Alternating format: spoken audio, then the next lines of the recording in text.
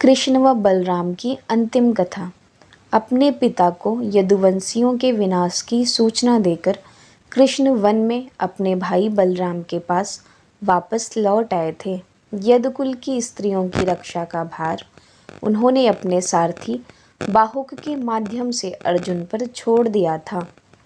अब इस धरा पर वे बस अपने भाई के साथ कुछ क्षण व्यतीत करना चाहते थे। बलराम एक वृक्ष के नीचे निश्चेत बैठे हुए थे, प्राणवान अथवा प्राणहीन यह देखने भर से पता नहीं चल रहा था। कृष्ण उनकी समाधि को भंग नहीं करना चाहते थे, अतः वहीं निकट बैठ गए। कुछ ही क्षण बीते होंगे कि उन्हें बलराम के सिर के पीछे एक विशाल नाग निकलता हुआ दिखा, जो देखते ही देखते तनिक दूर पर स्थित समुद्र में समा गया। समुद्र तट पर वासुकी, करकोटक, शंख, अतिशंड इत्यादि नाग एवं स्वयं वरुणदेव उनके स्वागत और अगवानी हेतु खड़े थे। बलराम का शरीर लुढ़क गया। बड़े भाई को मृत जान श्री कृष्ण तनिक दूर जाकर लेट गए। क्या वे जीवन से थक गए थे या उन्हें भी संसार छोड़ने की इच्छा हो आई थी? लेटे लेटे ही उन्हें अपना पूरा भूतकाल स्मरण हो आया। मैया यशोदा की डांट, यमुना का वो तट, राधा के साथ रास, कंस का वध, द्वारिका की स्थापना, रुक्मिणी का प्रेम, संयंतक मणि, पुत्र प्रद्युम्न, बुआ कुंती, मित्र द्रौपदी, अर्जुन और उसके भाई, महाभारत का युद्ध और अंततः यादवों का विनाश। अभी उनकी विचारधारा बह ही रही थी कि उन्हें अपने एक तलवे में पीड़ा का आभास हुआ। नेत्र खोलकर देखा तो एक बाढ़ धंसा हुआ था। एक व्याध दौड़ता हुआ आया और कृष्ण के पैरों पर गिरकर रोने लगा। उसने उन गुलाबी चरणों को अपनी गोद में रख लिया और बारंबार क्षमा मांगने लगा। कृष्ण बोले, क्यों रोते हो मित्र? तुमने क्या अपराध किया है? क्षमा करो राजन, मृगों को मारने के लिए निकला था।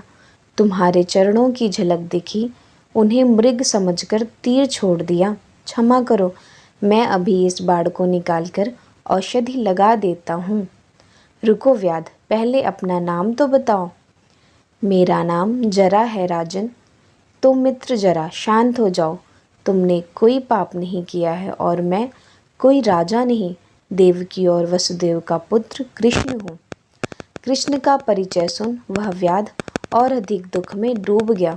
जिसके जीवित रहते ही संसार ईश्वर मानने लगा हो, उसी के साथ यह अपराध कर दिया उसने। व्याध हिचकियाँ लेते हुए बोला, यदि आप वे ही कृष्ण हैं जो मैं समझ पा रहा हूँ, तो आप तो साक्षात ईश्वर हैं।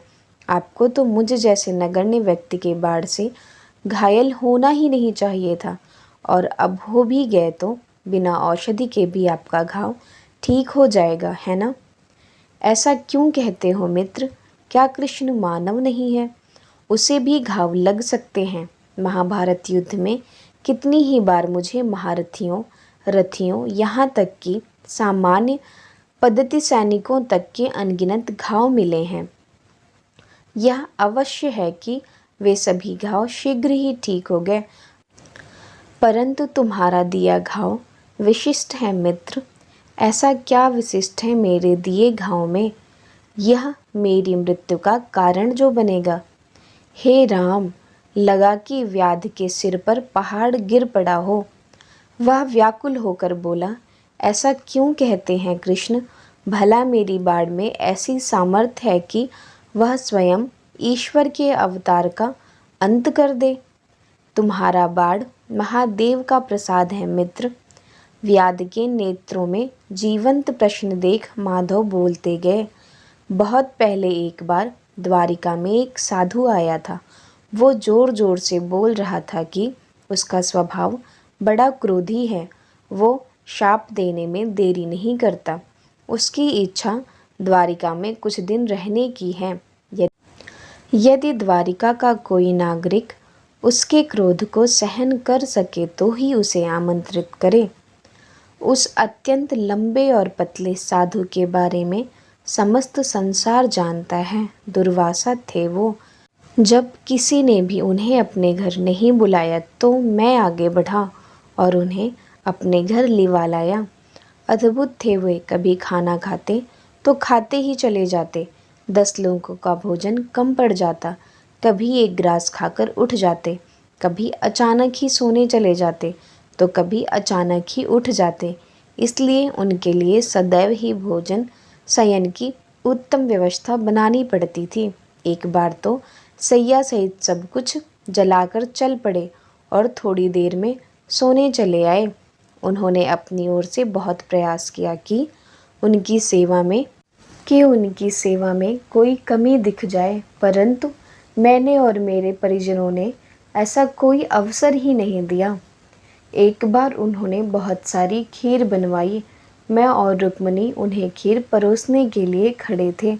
उन्होंने उस स्वादिष्ट खीर में अपनी एक उंगली डुबोई और बस उतना सा ही खाकर बोले कि इस खीर को अपने पूरे शरीर पर मल लूं। मैंने निसंकोच उनकी आज्ञा का पालन किया। उन्होंने रुक्मिणी की ओर देखा। उनकी इच्छा समझ मैंने रुक्मिणी को भी खीर लगा दिया। तत्पश्चात वे बाहर आए और एक रथ के घोड़े को हटाकर उसमें रुक्मिणी को ही जोत दिया। जैसे अश्वों पर काशाघात होते हैं, वैसे ही रुक्मिणी को भी काशाघात सहने पड़े। द्वारिका की वीथियों पर उस रथ पर बैठे वे साधु रुक्मिणी की पीठ पर प्रहार करते हुए चले जा रहे थे। अंततः वे उतरे और पैदल ही एक दिशा में चलने लगे। हम उनके पीछे भागे।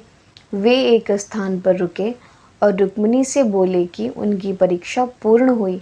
घावों को त्वरित रूप से ठीक करने के लिए औषधि देते हुए उसे अनंत आशीर्वाद दिया और मुझसे बोले, मैं तुम्हारी परीक्षा ले रहा था। संसार ने तुम्हारी उदंडता को कई बार देखा है। अपनी माता और ग्रामवासियों को सताने से लेकर पापी राक्षसों, असुरों और अन्यायी राजाओं का वध करते आए हो। तुमने सदैव अपने मन की है। आज संसार ने तुम्हारा विनय भी देख लिया। मैं तुम पर प्रसन्न हूँ। आगे एक महायुद्ध होने वाला है। मुझे ज्ञात है कि उस युद्ध में तुम्हें असंख्य बार असंख्य घाव लगेंगे और तुम उनका प्रतिकार भी नहीं करोगे। अतः शरीर के जिस भी अंग पर तुमने खीर का लेपन किया है वह घावों को सहन कर लेगा। वे अतिशीघ्र भर जाएंगे। परंतु कृष्ण, तुमने अपने तलवों पर खीर नहीं मला। चलो, यह भी ठीक ही हुआ। तुम्हें भी एक बहाना मिल जाएगा। व्याध, जो अपने हाथ से माधव के तलुओं से निकलते रक्त को रोकने का प्रयास करते हुए उनकी बात सुन रहा था, बोला, बहाना कैसा कृष्ण? और तुमने कहा था कि मेरा बाण महादेव का प्रसाद है, सो कैसे? मृत्यु तो निश्चित है ना मित्र। मृत्यु के लिए कोई ना कोई तो बहाना चाहिए। मेरा जीवन पूर्ण हुआ। जिस उद्देश्य के लिए मेरा जन्म हुआ था वह पूर्ण हुआ। वे साधु, वे महात्मा दुर्वासा महारुद्र के ही अंश हैं। उन्होंने ही मेरे पूरे शरीर को निरोगी होने का आशीर्वाद दिया था और एक स्थान छोड़ दिया था कि मेरे मृत्यु को मार्ग मिल सके। तो क्या आप सच में मर जाएंगे? फिर संसार का क्या होगा? संसार तो मेरे होने से पहले भी था मित्र, और मेरे जाने के बाद भी होगा। धर्म की स्थापना तो हो चुकी है। मेरा उद्देश्य पूर्ण हुआ। जीवन नश्वर है, पर धर्म और अधर्म का युद्ध शाश्वत है। पूर्व काल में भी जब जब धर्म की हानि हुई, कोई न कोई आया था। भविष्य में जब जब पुनः अधर्म प्रबल होगा, कोई न कोई किसी रूप में आएगा ही। अब तुम जाओ मित्र। बहुत बोल लिया मैंने, जीवन भर बोलता ही तो रहा हूँ। अब बस शांति चाहता हूँ। जाओ, अपने मन पर कोई बोझ ना रखो। जाओ, तुम्हारा कल्याण हो। अगर आपको श्री कृष्ण और बलराम जी की यह अंतिम कथा पसंद आई हो तो चैनल को ज़रूर सब्सक्राइब करें।